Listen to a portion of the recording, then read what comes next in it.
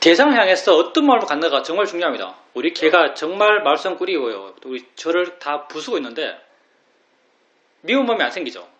내 방 벽지 다 뜯고 있는데요. 내 방 옆에 몰딩 인강 옆에 좀 깔끔하게 보려고 위나 밑에 판자 같은 걸 쭉 까는 거 있잖아요.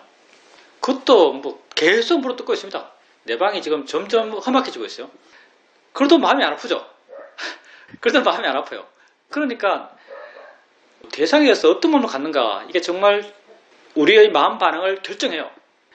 지금 우리나라에 애완견, 애완묘 이게 굉장히 많죠. 기성세대분 같은 경우는 이런 말을 한대요. 왜 애를 안 낳고 왜 개를 기르냐? 왜 애를 안 낳고 개를 기르냐? 이런 말을 해요. 근데 정말 왜 젊은 부부들이 애를 안 낳고 개를 키울까요? 행복이라는 기준을 봤을 때 개와 고양이가 효율성이 훨씬 좋아요. 솔직히 말해서 개와 고양이가 효율성이 훨씬 좋습니다. 왜 효율성이 좋을까요? 애는 한 살만 지나면 지 말을 해요. 아마 애가 한 살 때까지는요, 지가 똥을 싸든 무슨 벽지를 뜯든 엄마를 물든 모든 행동이 귀여울 겁니다. 이건 상상이지만 모든 행동이 귀여울 거예요. 왜? 지 말을 못하거든요. 지 의사 표현을 못해요. 근데 한 살만 지나서 말을 하게 되면 지 의사결정을 해요. 그래서 지 의사결정을 하기 시작하면요, 그 아이잖아요. 지 의견이 있는 아이요. 어떤 의견에도 지 의견이 있어요. 지 의견이 있는 아이면요, 내가 보고 싶은 대로 못 봐요. 그러니까 내가 보는 시각이 다가 안 돼요. 걔가 계속 자극을 주니까 쟤는 이걸 좋아하는구나, 쟤는 이걸 싫어하는구나, 계속 판단의 근거들이 자꾸 생겨나요. 근데 애완견, 애완묘는 어떻죠? 지가 짖어도 나는 그 말을 못 알아들어요. 지가 날 깨물어도 난 왜 그런지 몰라요. 무슨 말인가? 내가 보고 싶은 대로 봐요. 내가 보고 싶은 대로 보는 거죠. 기본적으로 선택해서 개를 기르고 선택해서 고양이를 기른다면 기본적으로 마음이 좋았어. 개와 고양이가 좋았어. 좋은 마음을 기본 자세로 갖고 개와 고양이를 키울 겁니다. 그러면 기본적으로 갖고 있는 이 좋은 마음의 프레임이 바뀔 리가 없어요. 왜? 개와 고양이가 새로운 정보를 안 줘요. 지 말 안 해요. 하겠죠, 물론. 우리가 못 알아들어요. 내가 맨 처음 갖고 있었던 개와 고양이에 대해서 갖고 있던 좋은 마음 태도, 이 태도를 바꿀 수 있는 그런 새로운 정보를 안 줘요. 그러니 계속 그 마음을 갖고 있는 거죠. 몇 년 동안? 15년 동안. 개가 좀 길게 살면 15년 살죠. 15년 긴 세월이에요. 긴 세월 동안 오직 좋은 마음만 줘요. 걔가 아침에 거실에 똥을 싸놔도 화 나나? 모르겠어요. 화 안 나는 사람 많죠. 정말 개 주인이라면. 왜냐하면 마음의 기본 프레임이 좋은 프레임으로 짜여져 있어요. 그러니 걔가 뭘 해도 소파에 떨어져도 그건 날 기쁘게 하는 행동이고요. 가다가 벽에 부딪혀서 쿵 부딪혀도 그건 날 기쁘게 하는 행동이고요. 걔가 칭얼칭얼 거려도 날 기쁘게 하는 행동이고요. 식탁에 있는 고기를 훔쳐 먹어도 날 기쁘게 하는 행동이에요. 모든 행동과 모든 반응이 날 기쁘게 하는 거예요. 왜 그렇게 하는지 모르니까. 기본적으로 좋다는 그 프레임을 계속 보니까. 근데 그게 15년이에요. 정말 효율적인 거죠. 정말 효율적이에요. 마음을 좋게 하는 효율 끝판왕 같아요. 그 애완견, 애완묘가 마음을 좋게 하는 효율의 끝판왕이에요. 애들은 한계 수명이 1년 정도 될 것 같은데요. 1년만 지나면 애가 앙앙앙 울어요. 그러면 왜 우는지 알죠? 덤고 싶었어? 안 안아줬어? 안 놀아줬어? 걔의 의사의 표현을 내가 알아들어요. 그러면 내가 보고 싶은 대로 못 봐요. 그러니 내 판단 근거들이 계속 바뀌어가요. 그러면서 그 판단 근거가 나랑 안 맞으면 화가 나요. 한 살짜리가 뭘 해도 화날걸요? 저 아이는 지 생각이 없어. 저 아이는 지 표현이 없어. 그냥 본능이야. 이런 가치를 부여할 수 있었을 때, 그럴 때 그 아이가 뭘 해도 좋게만 보죠. 똥을 싸든지, 울든지, 뭘 하든지, 깨물든지, 뭘 깨든지, 뭘 해도 그 아이를 귀엽게 볼 겁니다. 근데 한 살만 지나보세요. 2살 되면 더 할 거고요. 3살 되면 더 할 거고요. 10살 되면 힘들죠. 15살 끔찍하지 않을까요? 20살, 30살 무섭죠. 근데 애완견, 애완묘 얼마나 좋아요. 효율 끝판왕입니다.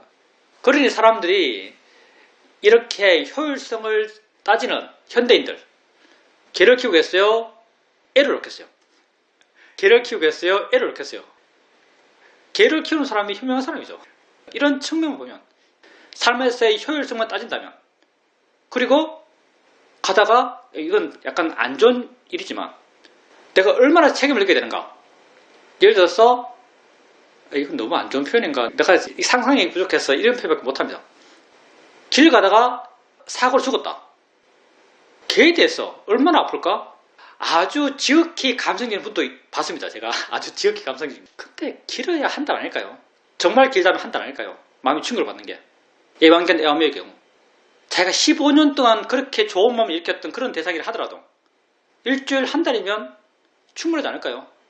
근데 아들과 딸이라면 충격이 얼마나 갈까요? 평생 가겠죠. 괴로움이 평생 가는 거예요. 어찌되었든 중요한 건 대상이 돼서 내가 어떤 마음을 갖는가에 따라서 내 마음의 반응이 다 달라집니다. 다시 말하면 대상이 내게 무슨 짓을 하는 것 별로 안 중요해요. 내가 그것에 대해서 어떤 마음을 갖고 있는가, 이게 중요한 거죠.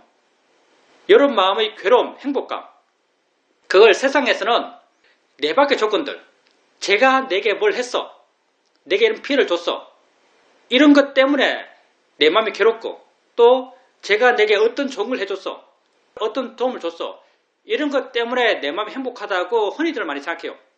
그러니 내 삶의 조건, 내 바깥의 삶의 조건 때문에 내가 행복하고 괴롭다라고 많이 생각해요. 근데 실제는 전혀 그렇지 않습니다.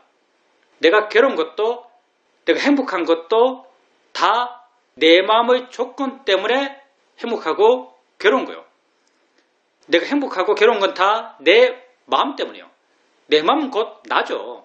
우리가 그냥 피상적으로 말했어. 내 마음은 곧 나예요. 내가 행복하고 괴로운 것은 다 나 때문이에요. 여러분 자신 때문에 여러분 괴롭고 여러분 행복합니다. 이게 우리에게 아주 큰 축복이죠. 나 때문에 괴롭고 나 때문에 행복하다는 것. 그러니 행복하기 위해서 바뀌어야 하는 것, 그게 세상이 아니에요. 행복하기 위해서 바뀌어야 하는 것, 그게 나 자신이죠. 내가 행복하기 위해서 바뀌어야 하는 것은 나 자신이에요. 여러분은 여러분을 바꿀 수 있나요? 세상 사람들에게 너 자신을 바꿔, 이런 말을 하면 사람들한테 황당해 할 겁니다. 너 자신을 바꿔, 너 행복의 조건이 너 자신이야, 너 자신을 바꿔, 그러면 세상 사람들은 아주 황당해 할 거예요. 왜? 거의 불가능해 보이거든요. 어떻게 바꾸지? 어떻게 바꿀 거예요? 이런 나를 어떻게 바꿀 거예요? 여러분은 여러분 자신을 바꿔 라고 하면 그 말이 와 닿나요? 그래요, 할 수 있지 라는 생각이 드나요?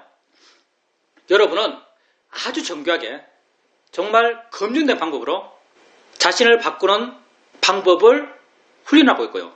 그 방법을 실천하고 있습니다. 자, 내가 바뀌어요. 나는 뭐죠? 나는 알아지는 것과 아는 것의 함께 일어남, 대상과 마음의 반응, 그 반응의 이어짐이요.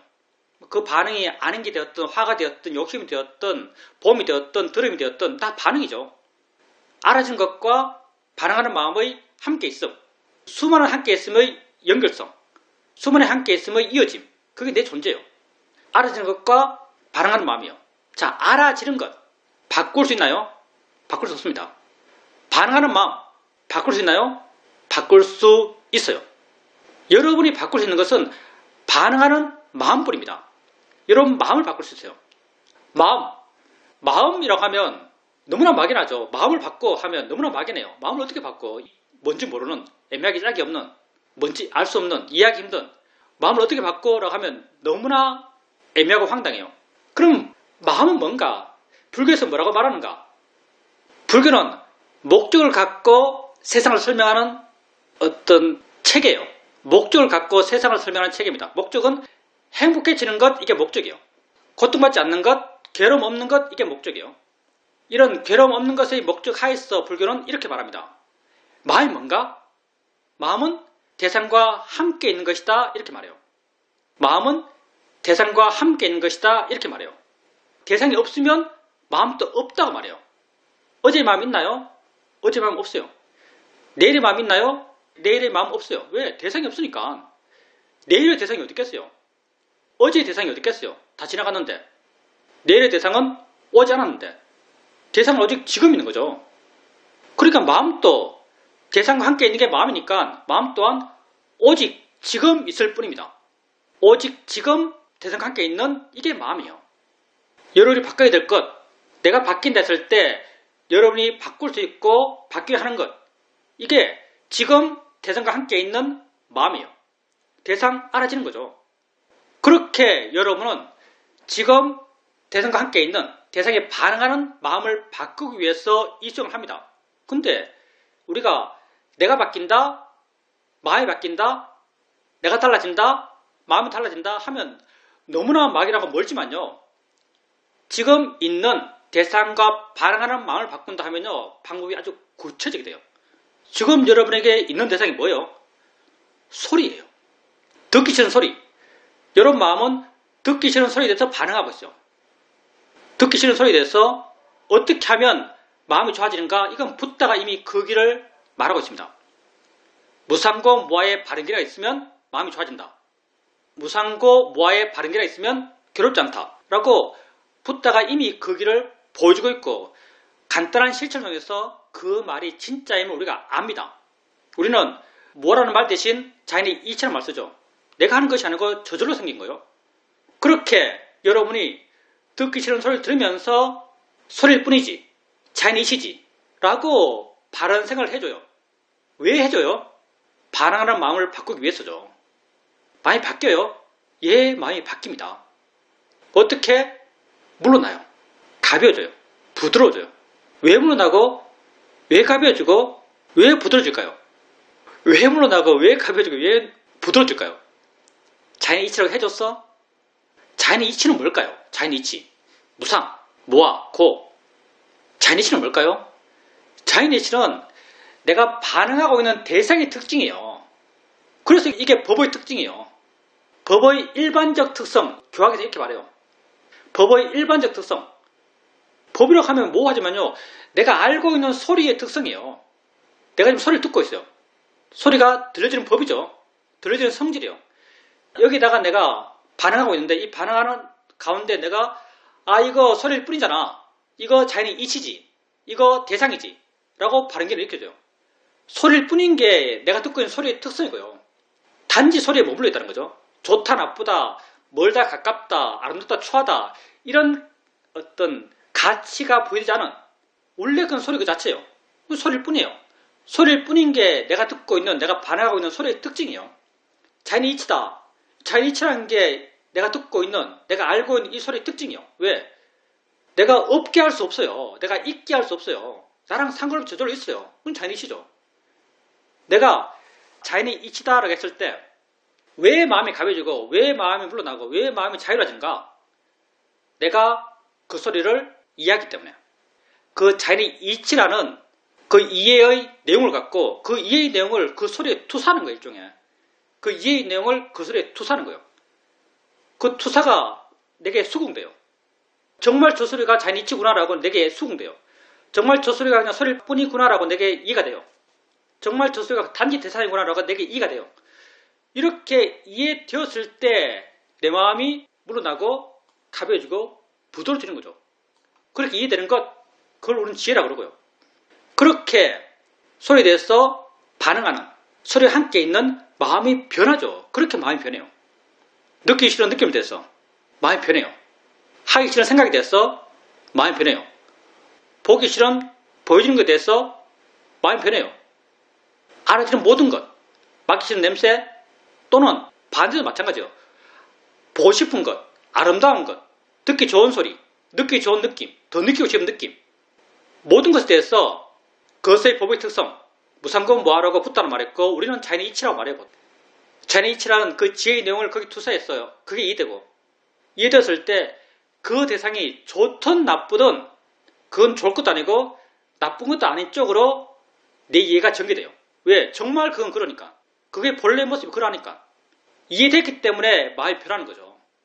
이렇게 내게서 일어나는 몸과 마음에서의 모든 일어남에 대해서 조금씩 이해하게 되고 그 이해가 그것을 향한 내 마음을 바꾸게 되고 내 마음이 바뀌어지는 방향은 물론 안 하고 가벼워지고 부드러워지고 자유로워지는 방향으로 변하여 무엇에서 물러나는가? 알아지는 대상에서 물러나고 가벼워지고 자유로워져요. 대상에 대해서 덜 자극받고 덜 화나고 덜 욕심나요. 더 자유로워져요. 이렇게 끊임없이 마음이 변해갑니다. 여러분은 이 수행을 해요. 이 수행을 통해서 여러분은 자기 마음을 바꾸고 있습니다. 여러분이 세상을 산다 그러고 우리가 세상이라 그러고 뭐 사회라 그러고 국가라 그러고 수많은 말을 해요. 근데 다 관념적인 것이고요.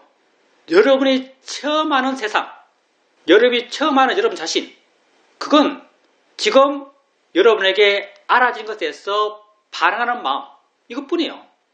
알아지는 것과 반응하는 마음의 함께 있음, 무수한 알아지는 것과 무수한 반응하는 마음의 함께 있는 그 덩어리의 이어짐, 그게 여러분이죠. 지금 그렇게 알고 있는 거 그게 다예요.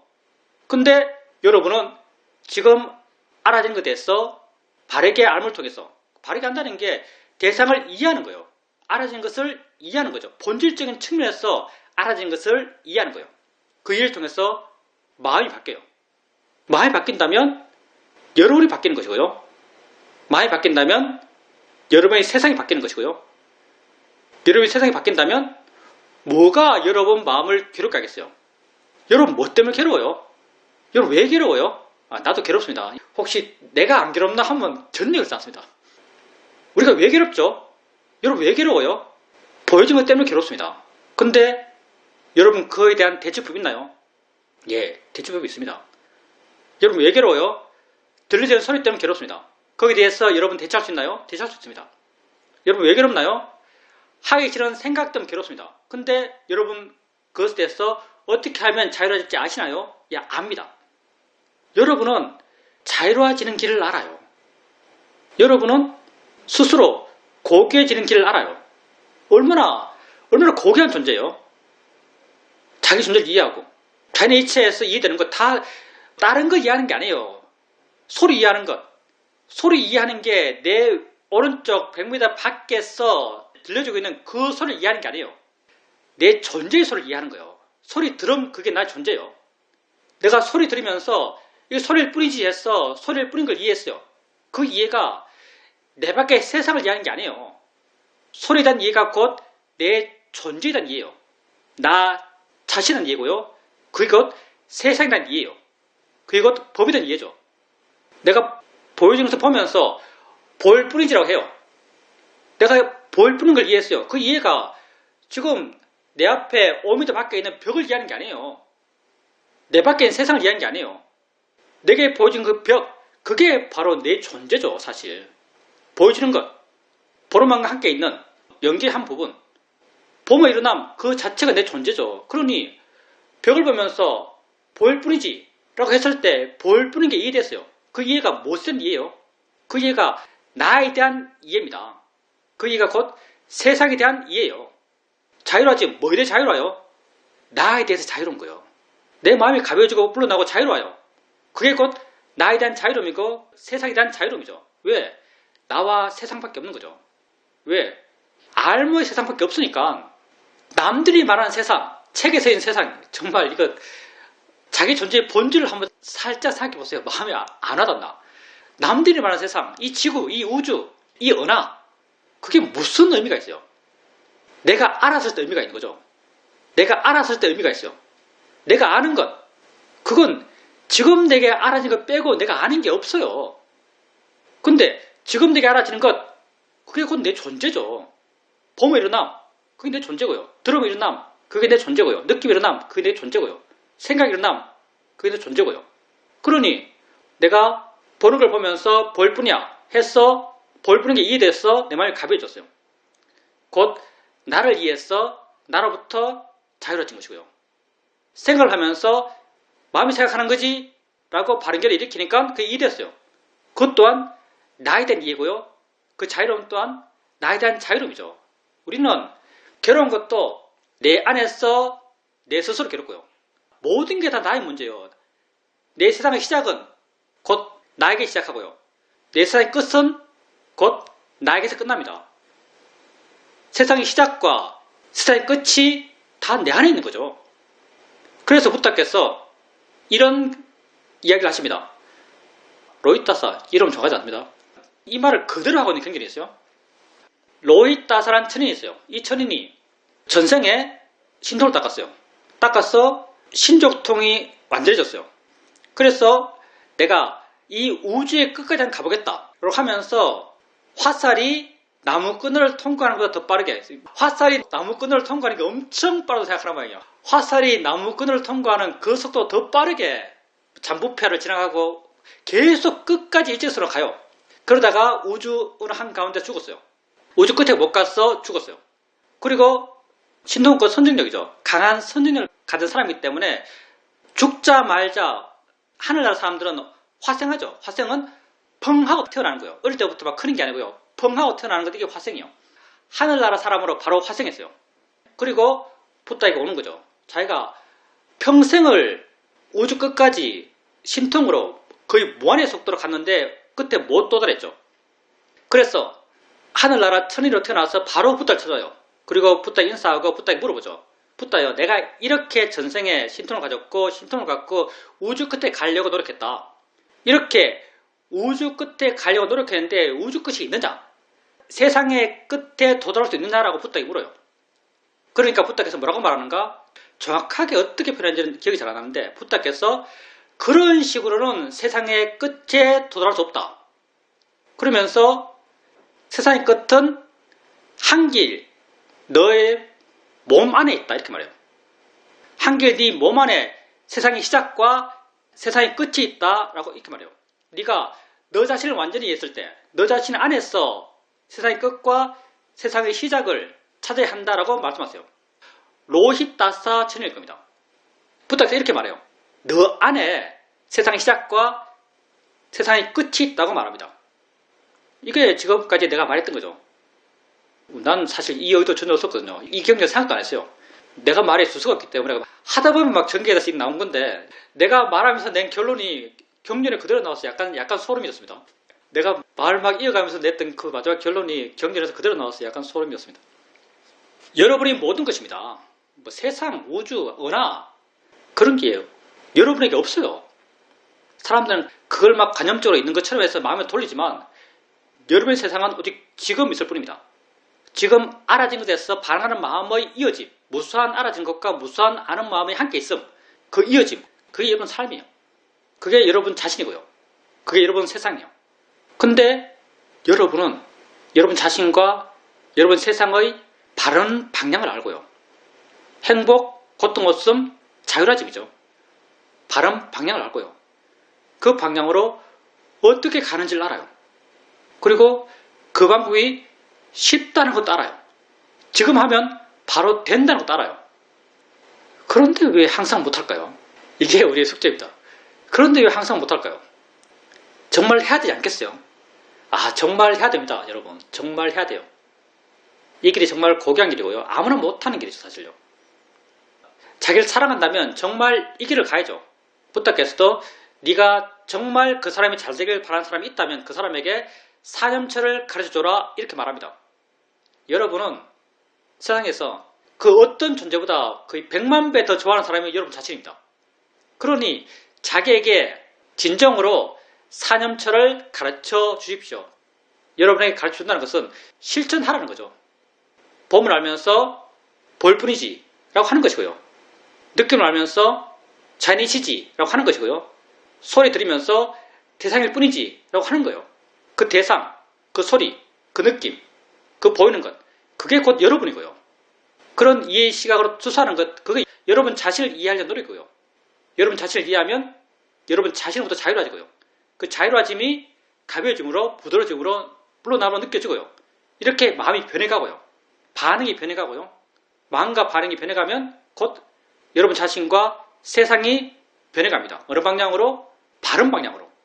행복의 방향, 고통받지 않는 방향, 자유로운 방향으로 변해갑니다.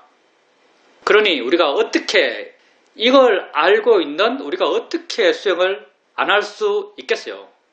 너무 우리가 별로 뛰어난 인간은 아니겠지만 너무 자기에 대한 책임이 없죠. 자기에 대한 책임. 뭐 세상 별로 안 중요합니다. 지금 내가 항상 들고 있는 나 자신도 책임 못 지고 있는데 여러분 나 자신에 대해서도 최선을 다하고 있잖아요. 최선이 뭐예요? 나 자신에 대해서 최악을 많이 저지르고 있죠. 우리가 나에 대해서 정말 바르지 않은 걸 많이 해요. 야, 여러분 수행합시다. 이게 정말 나를 위한 최선입니다. 질문입니다. 제 나이가 있다 보니까 제 친구들이 자기의 인생을 정리하려는 그런 활동들을 많이 합니다. 책을 낸다든가 전시를 한다든가 이런 활동들을 합니다. 그런 친구들의 활동에 대해서 어떤 친구는 자기는 그런 걸 할 거 없으니까 약간 부러워하고 침울해지고 이렇게 느끼는 친구들도 있는 것 같습니다. 그렇지만 나는 내 친구들의 그런 활동에 대해서 아무런 마음의 반응이 생기지 않습니다. 내 마음이 어떻지라고 자신에게 물어보면 난 뭘 하고 있어. 난 지금 힘들지 않고 나의 행복과 나의 바람을 향해서 지속적으로 어떤 노력을 하고 있어. 이런 내적 긍정하는 마음이 있음을 알게 됩니다. 그게 내가 많이 변화한 그런 모습입니다. 내 마음에 어떤 끈이 툭 끊어진 듯한 그런 느낌이 있습니다. 그게 내가 자유로워진 쪽으로 변화하는 것인지 아니면 게을러지는 쪽으로 변화하는 것인지 점검을 좀 해봐야겠다는 생각도 듭니다. 점검한다는 것이 내가 수행한다는 것을 확인하는 것인데 오늘 또 겨울가를 가면서 내가 뭘 알고 있지? 수행하고 있나? 이런 시각에서 내 수행을 관찰하면서 갔었는데 그러니까 너무 힘들어진다는 것을 발견했습니다. 힘든 걸 확인하면서 이건 아니다 라고 알게 됩니다. 힘들다면 아닌 게 맞아요. 힘들다면 수행을 바르게 하지 않는 게 맞습니다. 수행에 대해서 이해가 깊어지면 더 쉬워지고 더 단순해지고 이렇게 변해가는 것, 이게 수행을 바르게 했을 때 이해가 생겼을 때의 마음이 변하죠. 그렇기 때문에 힘들다라고 한다면 뭔가 수행을 잘못하고 있다고 생각해도 틀리지 않습니다. 그리고 친구들이 삶을 정리해요. 세상을 아주 열심히 사셨죠. 세상을 아주 열심히 살았기 때문에 삶을 정리하고 어떤 자기가 뭘 했다고 남기고 이렇게 해요. 좋습니다. 사회적으로 좋아요. 훌륭히 사셨으니까 그렇게 남에게 보여주고 남들에게 배우라고 이렇게 열심히 살았다고 이게 보여주는 거 좋아요. 근데 수행자님이 만약에 옛날에 수행하지 않았을 때라고 한다면 옛날에는 그런 비슷함을 하시면서 부러워하고 자기에 대해서 약간 자괴심을 느끼고 이렇게 말씀하신 적이 있어요. 기억나거든요. 그렇게 말씀하신 적이 있습니다. 그런 친구 보면서 잘된 친구죠 중에. 왜 그러면 그렇게 자괴감을 느꼈을까? 라고 한번 생각해 본다면 수행자님이 그런 삶의 성취에 대해서 어떤 마음을 갖고 있었던가? 삶의 성취를 욕심의 대상으로 바꿔요. 그 성취에 대해서 욕심으로 바꿔. 욕심은 언제나 내가 안 가진 걸 원해요. 내가 이미 한 건 성취가 아니에요. 욕심은 내가 안 가진 걸 원해요. 내가 안 가진 걸 원하니까 생길 건 화밖에 없어요. 그 화가 나를 보면서 화를 내는 거죠. 나를 보면서 내는 화는 내가 이것밖에 안 돼. 자존심 상하고 자괴감 느껴지고 이런 마음으로 반응해요. 다른 사람은 우리가 함부로 판단할 수 없겠지만 그러면 이렇게 자기를 정리하면서 하고 있는 그 사람들은 어떤 마음을 할까요? 그 사람들도 욕심의 마음으로 할 겁니다. 어떤 욕심이 있겠나 생각해 본다면 좋은 글만 많이 쓰겠죠. 반성한다 해도 난 이렇게 솔직히 반성해. 이런 모습을 보여주고 싶은 마음으로 반성할 거예요. 물론 이건 상상입니다. 내 말에 구색에 맞춰서 그냥 막 짜는 거예요. 그거보다 훌륭할 수 있습니다. 내 말에 구색에 맞춰서 내가 그냥 상상으로 막 끼워 맞추는 겁니다. 너무 나무라지 마세요. 친구 나쁘게 말한다고 나무라지 마세요. 어떤 마음으로 할 건가? 자기가 잘한 것에 대해서 사람들이 부러워지길 바라고요. 설령 자기가 내가 이렇게 실수했어. 그때 내가 마음을 나쁘게 가졌으라고 책에 쓴다 하더라도 그건 저 사람이 저렇게 솔직하구나라고 사람들이 인정해줄 바라는 마음을 썼을 거고요. 다 그런 마음 써요. 그러면 그런 마음이 욕심의 마음이고요. 욕심의 마음이 행복한 마음인가? 행복한 마음이 아니고요. 그게 욕심의 마음이라는 걸 수행자님이 가서 한번 시험해 볼 수도 있어요. 번뇌의 마음을 가진 사람은요 테스트하기 쉬워요. 가서 책까지 가서 야, 네가 거짓말 한 거잖아. 네가 뭐 이거 잘했다 그래. 이런 말 하면 그 사람이 발끈할 거예요. 아주 발끈할 겁니다. 왜? 그 사람은 욕심을 썼으니까 남들이 여기 대해서 이렇게 반응해 줄 거라는 기대감이 아주 강할 거니까 거기에 대해서 반대의 반응을 한번 해보세요. 그 사람이 기대하고 있을 것 같은 것의 반대의 반응을 해보세요. 그러면 아주 발끈할 겁니다. 다 욕심과 화의 반응이에요. 그러면 이 욕심과 화의 반응이 수행자님이 옛날에 수행자님 판단하기에 수행자님보다 더 잘 됐다고 생각한 친구, 어떤 사회적으로 더 인정받는 듯이 보여주는 그 친구에 대해서 수행자님이 가졌던 마음가짐, 어떤 마음이지? 그것을 바라보고 있는 부러움, 욕심이죠. 목까지 나에 대한 화죠. 세상 일에 대해서, 세상의 이야기에 대해서 화와 욕심으로 반응하는 그런 괴로움의 중심의 삶을 살고 있는 거죠. 그러면 내가 상상했던 그 친구의 지금 현재 모습, 책 쓰는 그 친구죠. 책을 왜 쓰는가? 욕심을 써요. 그 책의 내용에 대해서 누가 와서 그것 아니잖아. 옛날 네 안 이랬잖아. 너 이 정도 아니잖아. 이렇게 훌륭하지 않잖아. 이렇게 기대와 다르게 말하면 화로서 발끈해요. 삶의 패턴이 똑같죠. 얼마나 사회적으로 대단한 걸 보여주든지 얼마나 뛰어난 업적을 갖든지 거기에 대한 태도는 똑같아요. 욕심과 화의 반응 똑같아요. 다 삼사라의 중생의 삶을 살아요. 본질이 안 바뀌어요. 그게 사회적으로 얼마나 가치 있다고 말하든지 삶의 본질이 안 바뀌어요. 똑같은 삶을 살아요. 근데 수행자님은 지금 거기에 대해서 반응하잖아요. 왜? 옛날과 삶의 태도가 달라졌거든요. 자기를 좀 더 이해해요. 내가 뭔지 알아요. 나는 지금 있는 존재예요. 지금 있는 게 내 삶이고요. 지금 내가 내 삶에 만족하면 만족하는 거죠. 지금 내가 내 삶에 만족하면 내 삶은 만족으로 충만한 거예요. 지금 내가 기쁘면요. 내 삶은 기쁨으로 충만한 거예요. 이게 다예요. 이게 다인 걸 알아요. 그래서 수행님 스스로가 지금 자기가 하고 있는 게 뭔지 이해하고 있고요. 하고 있는 게 가치를 스스로 알고요. 가치 있는 걸 하고 있는 자기에 대해서 뿌듯해요. 이게 다거든요. 그러니 외부의 것, 너 왜 그밖에 못해? 라고 해도 마음이 충격받지 않고요. 남이 와서 내 이렇게 대단해? 라고 말하다도 충격받지 않아요. 왜냐하면 내가 내 가치를 알기 때문입니다. 내가 옛날에 인터뷰할 때 사회자에게 이런 말 한 적이 있어요.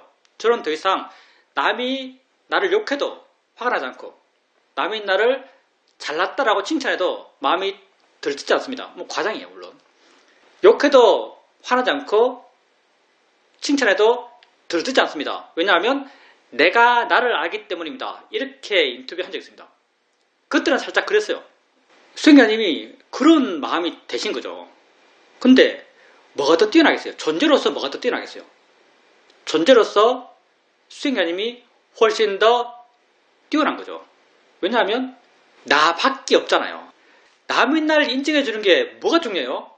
남이 나를 인정하지 않는데 어떻게 알아요? 그가 진심인지 진심이 아닌지 어떻게 알아요? 내가 인정받을 대상은요, 나밖에 없어요. 왜? 내 알머의 세상에서 존재하는 건 나밖에 없는데요.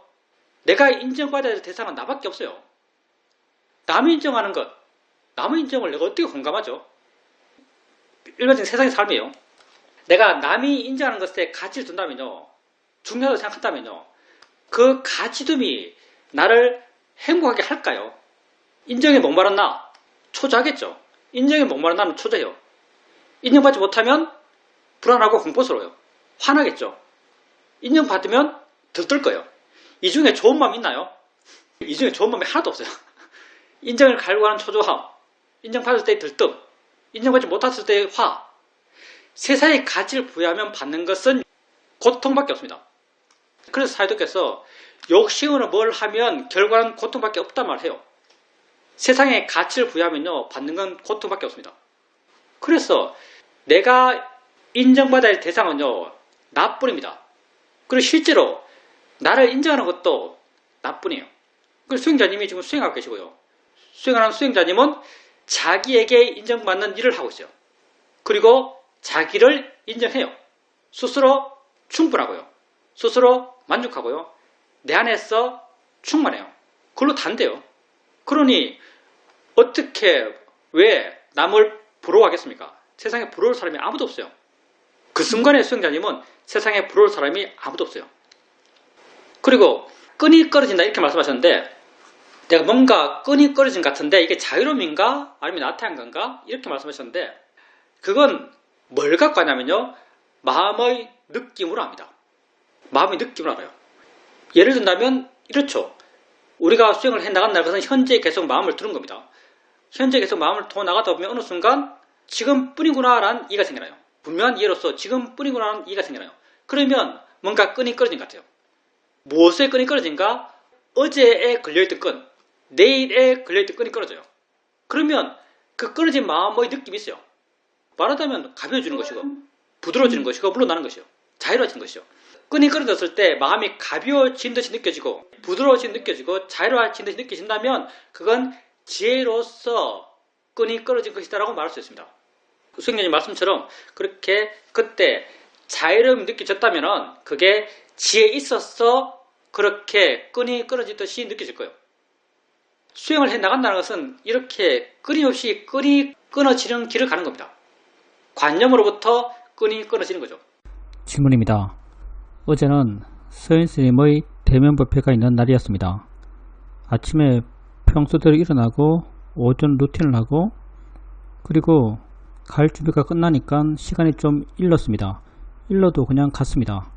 아침 루틴에서 꾸준히 알아차림이 이어지고 있었습니다.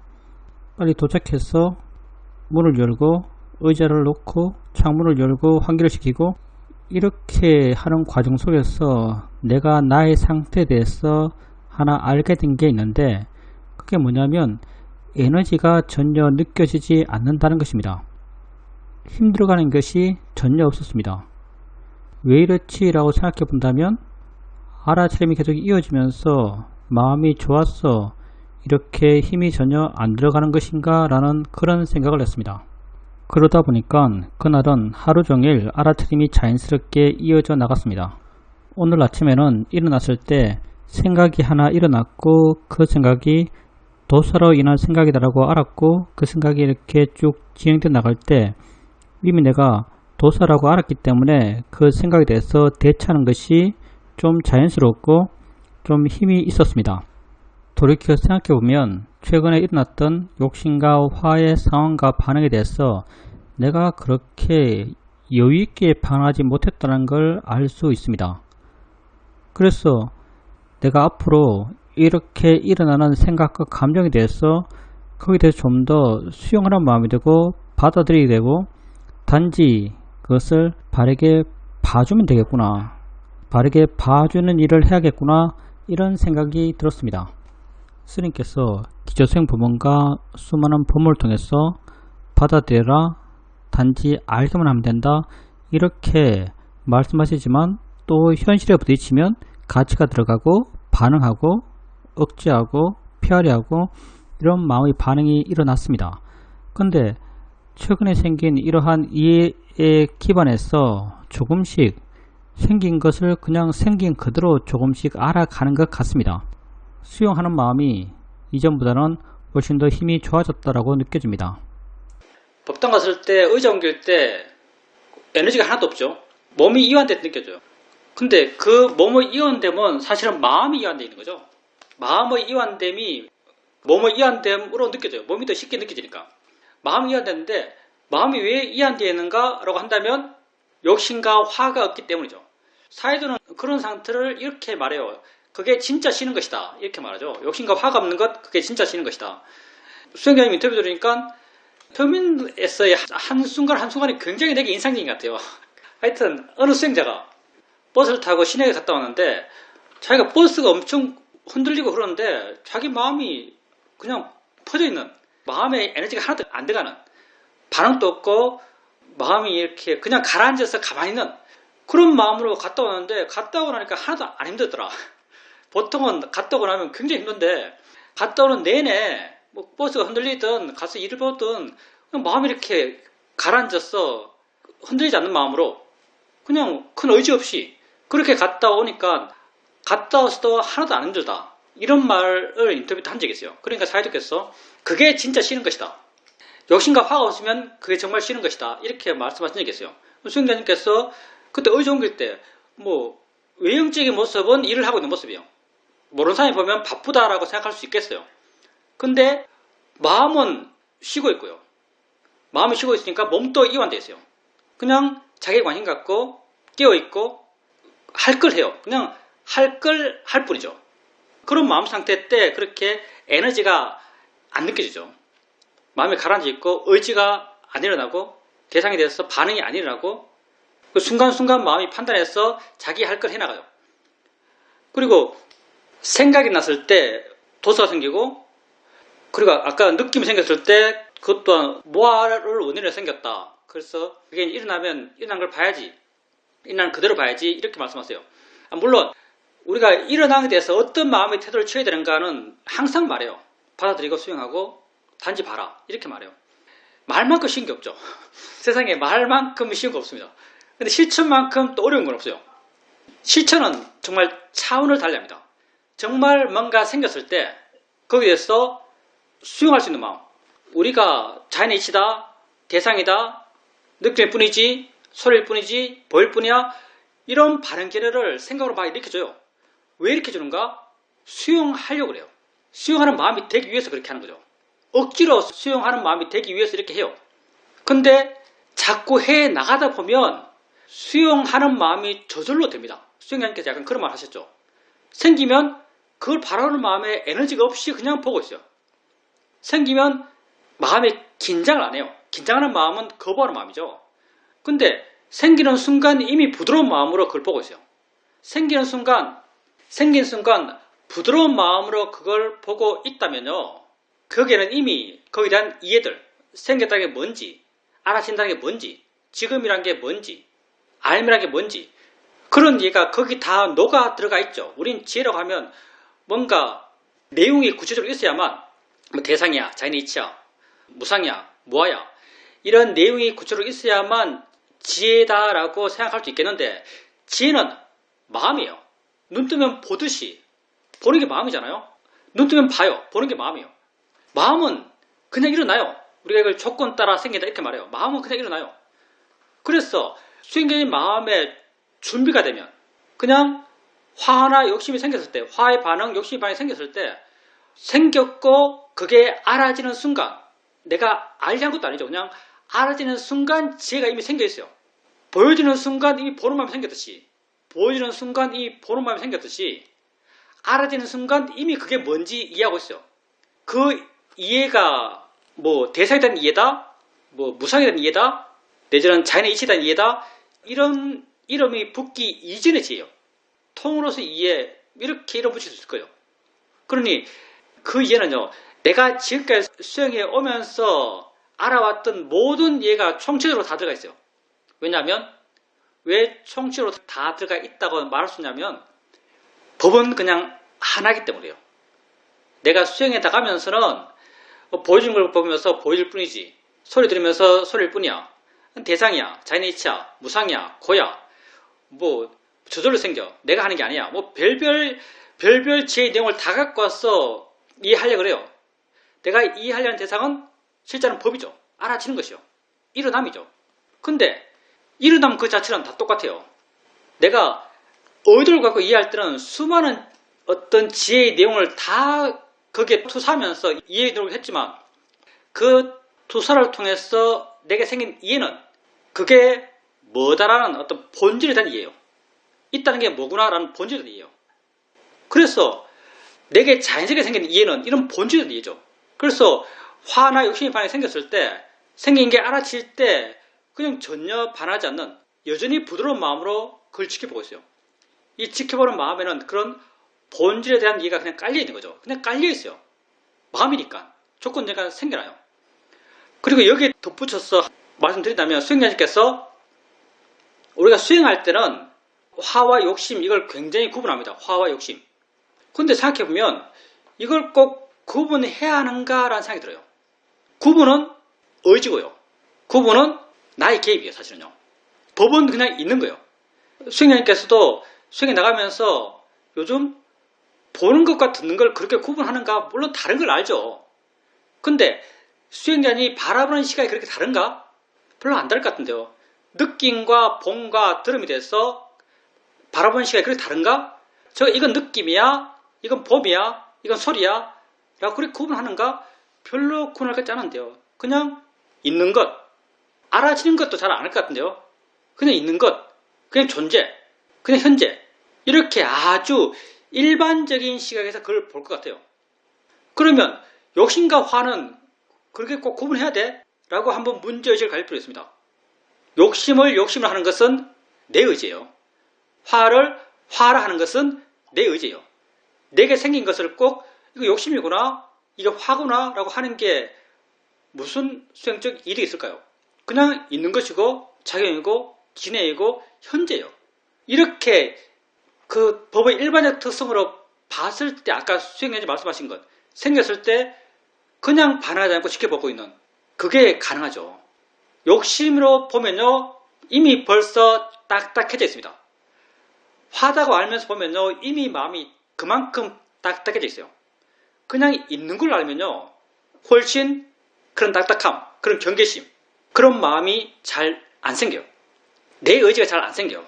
그래서 생긴 것에 대해서 뭐구나라고 구분하는 것 뭐 말로 할 때는 필요할지 모르겠어요. 근데 내 수행에서는 우리는 그런 경계를 계속 줄여가면서 보다는요 마음이 좋아지면 줄여져요. 마음이 좋아지면 줄여집니다. 왜? 의미가 없으니까. 왜? 내가 이해한 것이 법의 일반적 특성이니까. 일반적 특성에서는 그게 무엇인가가 안 중요하니까. 그게 환지 욕심인지 안 중요하니까. 그게 봄인지 드럼인지 안 중요하니까. 그게 느낌인지 생각인지 안 중요하니까. 그래서 말씀하실 때 화와 욕심, 도서와 로바 이렇게 말씀하셔서 말씀드린 건데 꼭 그렇게 구분해서 하는 것 그게 크게 의미 있지 않다. 누구에게나 의미 있을 수 있겠죠. 근데 지혜 있는 마음, 자유로운 마음, 수용하는 마음, 받아들이는 마음에게는 이게 별로 의미 있지 않다고 저는 생각합니다. 질문입니다. 여러 사람이 모이면 여러 가지 이야기를 합니다. 법에 대한 이야기가 아니더라도 이런 세상에 대한 이야기가 많이 왔다 갔다 합니다. 그런 말을 들을 때 내 내면의 반응을 보면 저 사람 말이 맞을 수도 있고 맞지 않을 수 있어? 다 맞는 건 아니야? 그리고 또 다 틀린 것도 아니야? 이런 식의 반응을 하고 있는 걸 알게 됩니다. 그래서 마음이 그 말의 내용에 대해서 크게 반응하지 않고 고요한 상태로 그냥 단지 듣고 있습니다. 한 번 저녁에 요리를 했었는데 국을 끓였는데 그게 전혀 기대했던 맛이 아니었던 모양입니다. 남편 얼굴이 확 찡그러졌습니다. 그래서 맛이 없어? 라고 물어보고 맛보니까 맛이 정말 없었어? 내가 정말 차분한 마음으로 화 없는 마음으로 남편에게 이렇게 말했습니다. 이 찌개는 다음에 당신이 한번 끓여봐. 이 찌개는 당신이 끓여줘. 이렇게 말을 했습니다. 근데 그렇게 말한 게 따지듯이 남을 나무라듯이 하는 그런 마음이 아니었습니다. 아주 가볍고 깨끗한 차분한 자유로운 그런 마음으로 남편에게 그렇게 말했습니다.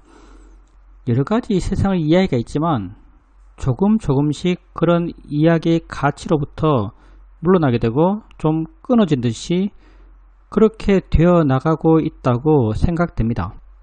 뭐 다른 사람 말들은 당연히 그럴 수도 있고 아닐 수도 있습니다.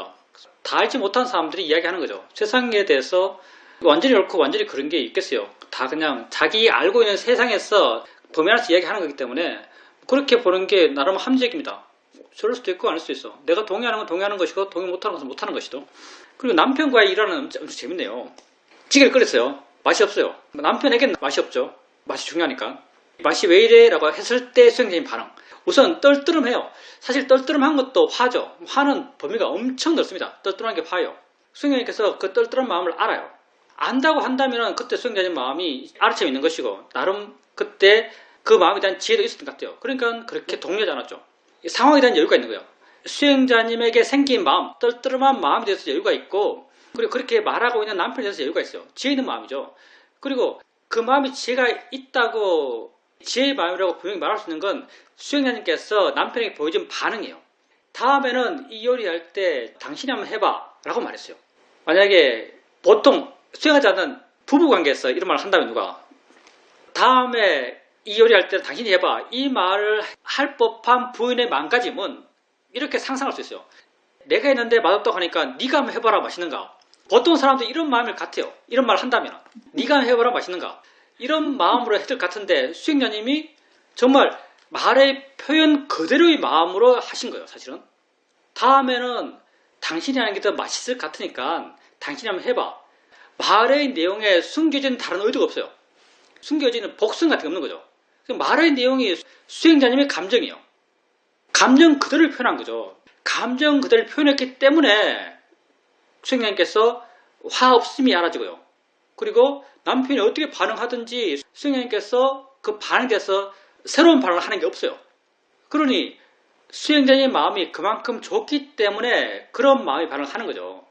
당연히 남편에 대해서 그리고 그 음식이 맛없다는 것에 대해서 맛없다고 관점 지어지는 것에 대해서 이 모든 것에 대해서 수행자님께서 끈이 끊어졌다고 표현될 수 있는 거죠. 뭐 떨떠름한 수행자님 자신의 반응에 대해서도 끈이 끊어진 거죠. 우리가 수행에 나간다는 게 끊임없이 이렇게 되어 나가는 거죠.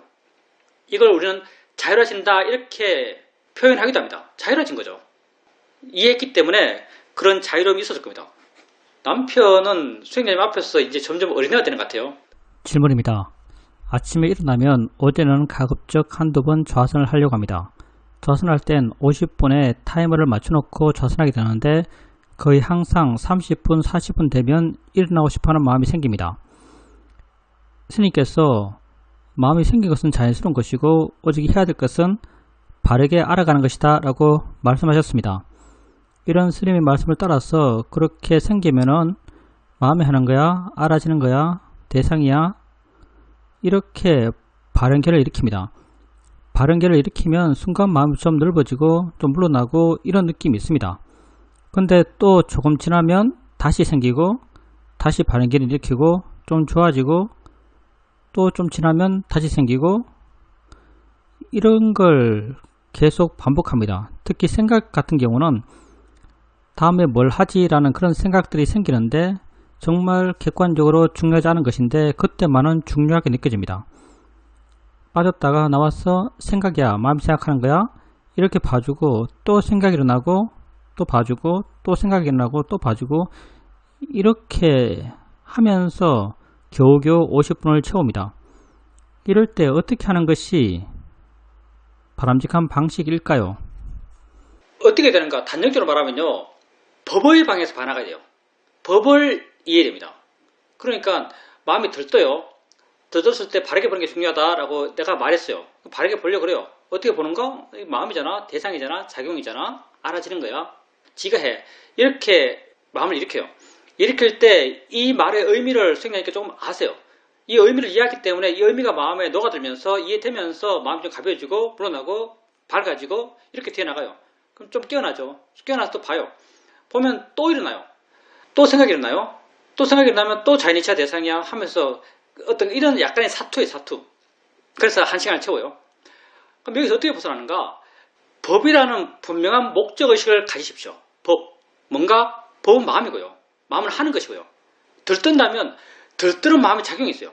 들뜨는 상황이 있고요. 들뜨는 마음의 작용이 있어요. 아는 마음은 마찬가지. 아는 마음은 사실 모양이 별로 없잖아요. 수행자님께서 아는 마음 이해할 때 아는 마음이 뭐지? 하면 아는 일을 하는 거예요. 마찬가지로 들뜨는 마음이 뭐지? 들뜨는 일을 하는 거예요. 아는 마음을 아는 일을 하는 걸로 이해했듯이 들뜨는 마음을 들뜨는 일을 하는 걸로 이해했는가를 한번 살펴볼 필요가 있고요.